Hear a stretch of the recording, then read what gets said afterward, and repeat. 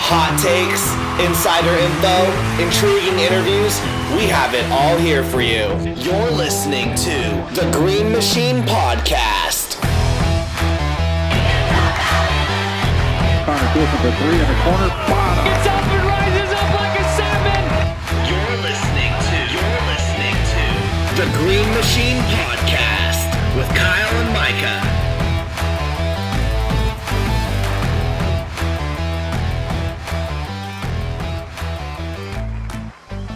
Hey everybody, this is the Green Machine Podcast. I'm here with Micah, Tyler.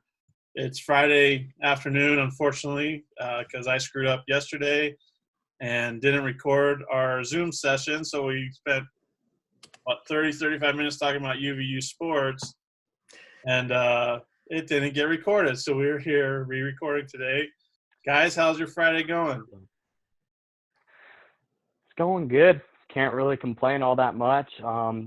Played some basketball, did some homework, got some class stuff done. So it's going good. How about for you, Micah, you and Kyle?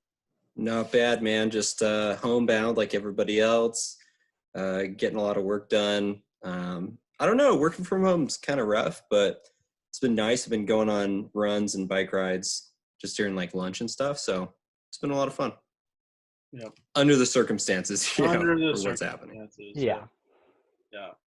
Yeah. My Friday's going good. I really haven't done anything today. We had to go pick up a new printer for my wife and been taking care of Coop. So that's been fun during this time. You know, me and him got to spend a lot more time together. So he's a little ball of fun. Excuse me. But anyways, let's talk a little bit about some UVU hoops right now. We got big news on, what was that, Monday or Tuesday, that Latrey Darthard had committed to UVU men's basketball. JUCO transfer from McCook Community College, averaged 18.5 points, over 5 rebounds. But it's the shooting percentages that are the most impressive, I think, from this. He was a freshman, so he'll be a sophomore when he comes to UVU and has 3 years to play.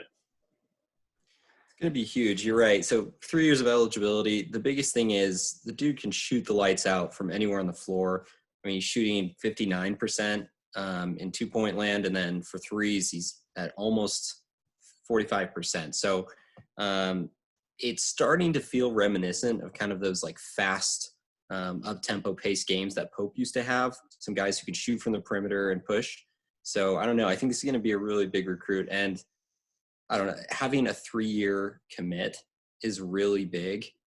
I know there's been so many gaps lately where we just get 1 or 2 years out of players and you kind of see them develop into what you're excited about and then they're gone. So I'm looking forward to having him for a while.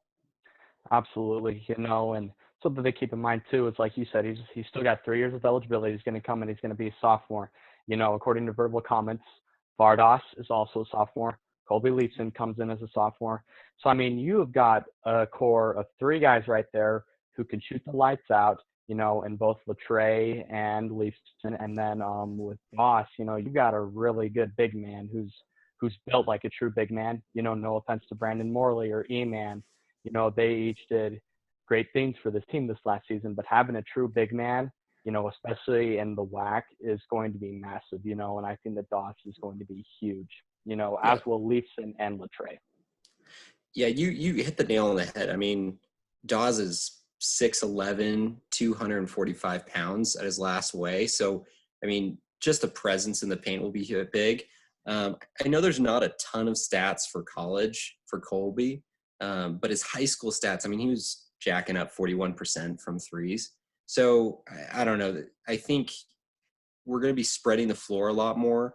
Obviously, losing E-Man's going to be a problem, but if we can really plug in some bigger players who can really like dominate in the paint, or maybe play small ball. I don't know. What do you think, Kyle? I'm kind of curious what the strategy is going to be for Madsen and crew going forward. Well, like we talked about, I think with Latrey, Colby Leifson, and obviously we're just talking about the recruits right now. But you think about who's coming back. Brandon Avertt's been telling UVU coaches he's coming back. You still got Trey Woodbury, J.J. Overton. The guard line for UVU right now, on paper looks really, really good, like solid all around, because you've got BA can shoot, but he's also a slasher. JJ's a slasher. Trey Woodbury has an all-around game that, like, when he's playing and when he has the minutes, that dude is really, really good. And I love that he knows how to use a pull-up jumper. Like, that's an art that's not found in college hoops anymore. Yep. But now you add two deadly shooters from the outside in Leafson and Latre. It's going to open things up for Dawes. So they need to add maybe another 3 or 4 type player, because right now you have Dawes at 6'11", and then you fall off to 6'5", 6'6", and that you need somebody in between there. Maybe Zach Mogbo if he gets approved to come back. Right. But they need 1 or 2 more just to kind of fill in that void. I kind of think, Mogbo obviously, but I'm curious to see what Asa can do. From 3 kind of perspective, he's not small either. He's shooting really well. He's shooting 42% from 3, 53% from the field. And then you add into the fact that he's 200 pounds. He's 6'6", 200 pounds. And I didn't think he was that big, but then you see him and that dude's dominant. So Well, did you watch his video from his senior year where he can shoot the ball from deep, but he can also get to the rim easy? It's going to be interesting. It's going to be real interesting. I think that was a big pickup. I think the one lineup that Madsen should really consider is, I think, running a quick small ball lineup where, assuming they get Mogbo, you have Mogbo at the 5, the small ball 5. Kyle, you've said it. You've seen him practice before. The dude's like an athletic freak. Like, he is just so athletic. You can run JJ as a small ball 4. Then you can have as a 3. You can have BA at the 1 or Latre at the 2. You can have an insanely fast lineup, that can really push the ball in transition and get a lot of transition buckets, which is one thing that Madsen found a lot of success with this year is transition buckets. And towards the end of the season, in a picture that I happened to come across, on his board, one of his key offensive game plans against Grand Canyon, I think it was, push the ball in transition. Because when they did that this year, that led to a lot of good things. And if they can get a super fast team where they're up the court in less than 5 seconds, that could be a really, really good thing for next season. Well, and that's the thing. I think they're built to play with pace because they're in rhythm. There's more movement. The ball moves instead of getting stuck. And you find a slashing JJ for a 200 dunk or Trey Woodbury for a corner 3 or something else happens. When they, like you said, when they were in transition, they were awesome. You think about, like, the California Baptist game at the UCCU Center. They used a 15-0 run to start the second half to, come back. All of it was in transition, whether it was off a steal, rebound. They just ran. And how many times did I tell you guys, get out in transition this year? Madsen needs to get out in transition and let the guys play. But that's, he's a first-year head coach, so he's going to learn, right? Going to learn what works, what doesn't work, or what, he needs to. So, and now he's got shooters. That's the other thing we're not thinking about too. With Colby, with Latre, you've got guys that can knock down a lot of shots. This year, UVU shot around 30% from the three-point line. That's not going to get it done. To your point, if you add in, Asa and Latre and Colby, and you bring those shooting percentages up, you're spreading the floor more. You can get in transition, and then you get guys like BA who can get to the hoop. You have somebody like Dawes that's, in the paint and moving that well next to the rim. I think it's going to be a completely different lineup. I was worried for a little while. And obviously we haven't reached the season, and there's a lot of big maybes, and we don't know what's happening with Mogbo. But I don't know. I think there's a lot of holes that are starting to get filled that we didn't see before. And then the bench is really looking good. And you know, Tyler, in your starting five for small ball, that didn't include Trey. I mean, Woodbury can play. Mm-hmm. So, I mean, that this bench isn't looking too bad. I think there's just a couple of more pieces. We'll see what what Madsen and Coach Jackson and Coach Dan, all of them can do in this off season, because this is going to be really important. I think we need one or two more key players to kind of see how we can round this out. Well, remember, they got, excuse me, they've got, I believe, 4 more scholarships that they can still, fill. So, and it's a dead period right now, recruiting wise. But once this dead period ends, I wouldn't be surprised if they pulled at least 2 or 3 more guys somehow, because there's so many in that transfer portal that it's crazy how many guys, are transferring, that they shouldn't have a problem filling up the holes that they need to fill.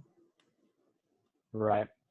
And, for what it's worth, I saw a video that Doss posted, I think it was sometime last week of his freshman season at Mercer, where he pulled up and he made a 3. So, I don't know how many times we'll see that this year, but imagine if you got 5 true shooters out there, that would be unbelievable. So, I wouldn't mind seeing Doss take a 3 or 2 sometime next season. Well, we've been at practice a couple times, and we've seen them practicing 3-point shots. Like, it's part of their drill. So perhaps there's something in the making there. I don't know, but it'll be a fun. I shouldn't say fun, because we don't know, because we can just speculate what's on paper. It should be an interesting second year under Mark Madsen. I'm excited. I really am. I think it'll be, that he and his staff learned a lot. You bring in more of his own recruits, his guys, and I think that's going to lead to a lot of really good things next season. In that fun vein, this is an interesting stat. Dawes only shot 1 3 his entire time at Mercer in 2018, 2019. Wow. And he made it. So he's shooting 1,000.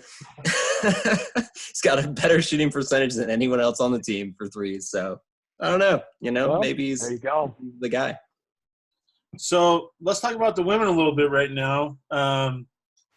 They have a first-year head coach, Dan Nielsen, finished as the finished second in the WAC standings, highest they've finished in the WAC. What more can you say that it was one of those impressive jobs that we've come to really know from first-year head coaches? And just what are your thoughts there? Really, it's impressive if you consider the start that they had. I think that they were somewhere in the 0-9 region. They were it was not a good start. It was really, really rocky, really, really bumpy for them, but then they beat in-state rival Utah State. And from there, they just kicked it into gear, and then they just got hot, and they rode that through into conference play, which ultimately led to them being 1 game away from the WAC championship, a regular season title. Had they won at Kansas City, they would have, I think that they would have won it, so they were 1 game away from a title under a first-year head coach, kind of a remodel of the program. So it's pretty crazy when you look at it from that perspective. I think culture is going to be one of the biggest takeaways. This coaching staff is special, and these players are special. And Tyler, I think you can speak to this a lot, because you had a great opportunity to be at basically every game. This is an enthusiastic group. This is a group that has a core value and a core team just feel to it. So I don't know. I think that shift, beating Utah State and then going on a run, going in against Ottawa, and then kicking off the regular season or conference play.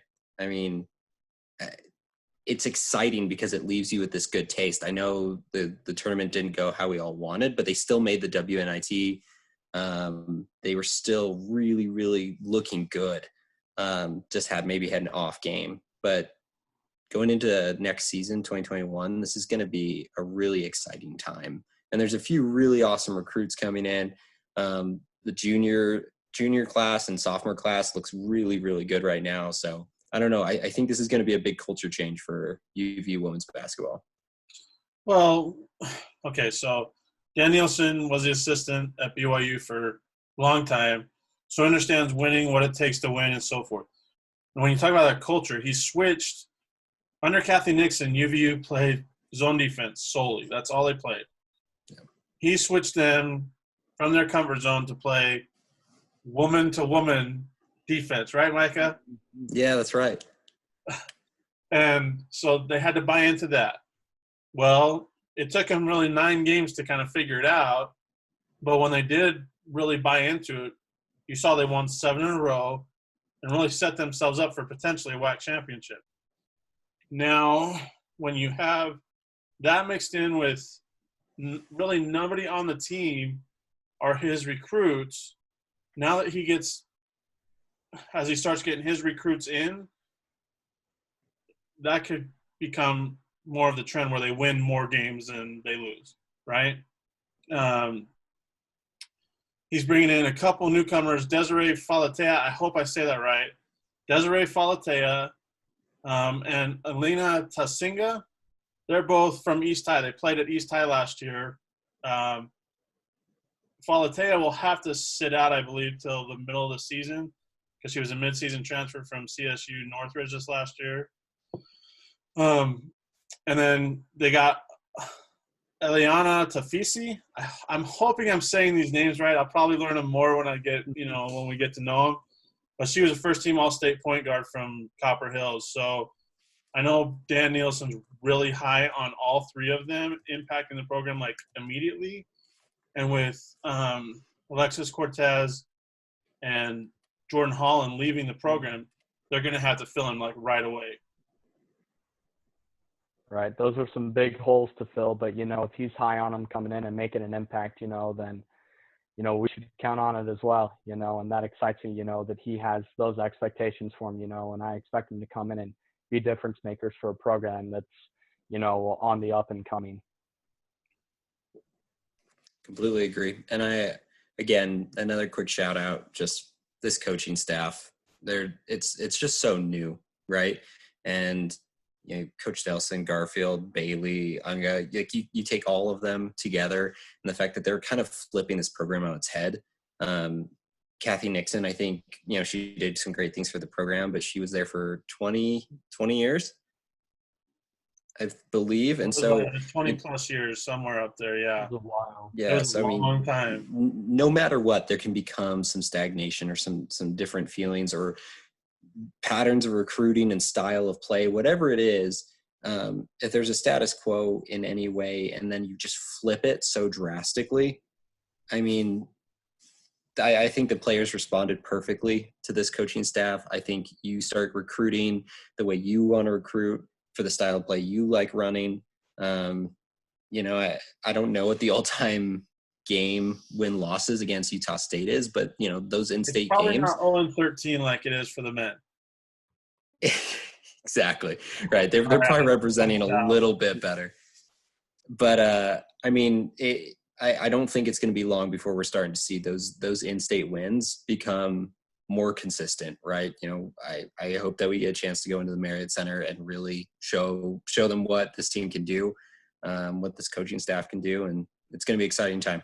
Really looking forward to being in some games this next year. So UVU women are combined 0-17 against BYU and Utah. Okay. And against Utah State and Weber State, they are 13-17. So they've had more success against Utah State and Weber State.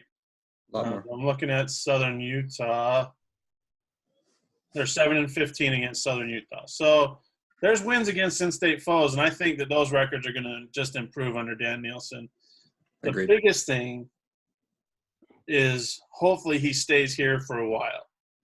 And I hope it's not another Mark Pope situation where, Coach Judkins at BYU leaves and then, they're expecting Dan Nielsen to kind of be the predecessor, and that's where he's getting his head coaching experience right now. So let's hope that that's not the case. But it'd be very disappointing. While we're on the topic of women's basketball, can I just say that my favorite one this season was them going into Las Cruces and snapping the New Mexico State women's home winning streak of like 26 games, 26 conference games. That's pretty impressive, especially with the first year coaching staff, going in I think it was the second week of conference play going down there into Las Cruces and just making a statement. That was awesome. It was the first home loss for New Mexico State in conference play since the 2015-16 season. Jeez. Wow. You're crazy, huh? And to think that that's on top of the UVU men back in 2017 snapping New Mexico State's 40-game conference home winning streak. It had been 5 years since the Aggies lost a conference game. So pretty wild what UVU Hoops has done, right? Pretty wild. So fun times. Yeah. Some fun times. If you haven't seen it, there's a thread on the UVU women's basketball Twitter account at UVUWBB. You can see it on the page where, Dan Nielsen gives his thoughts on his first season as head coach.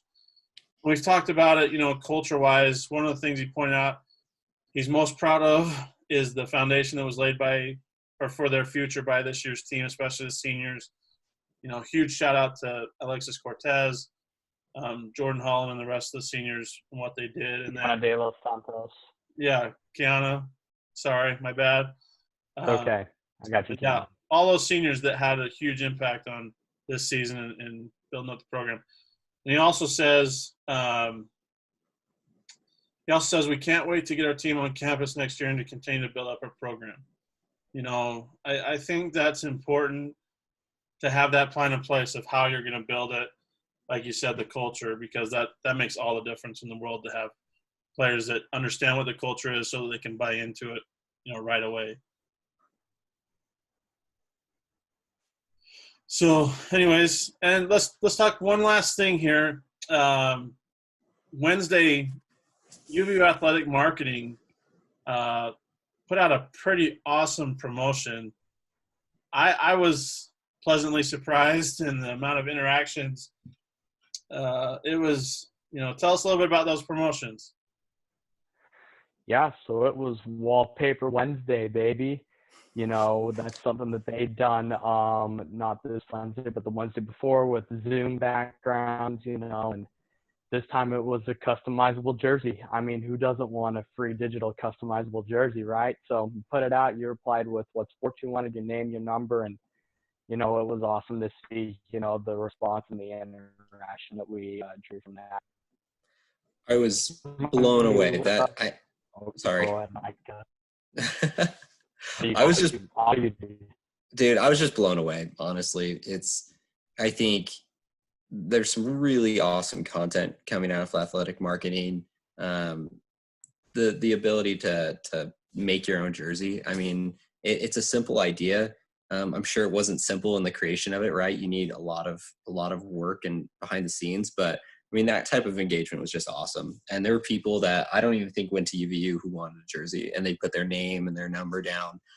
Looking forward to what comes out of Wallpaper Wednesday moving forward, but really excited about that. I think the department is excited, and they're starting to feel some of the excitement around the athletics program. And so, I don't know, it's a pretty cool time. Well, yeah. Well, did you see Kevin Connors got one too? Yep.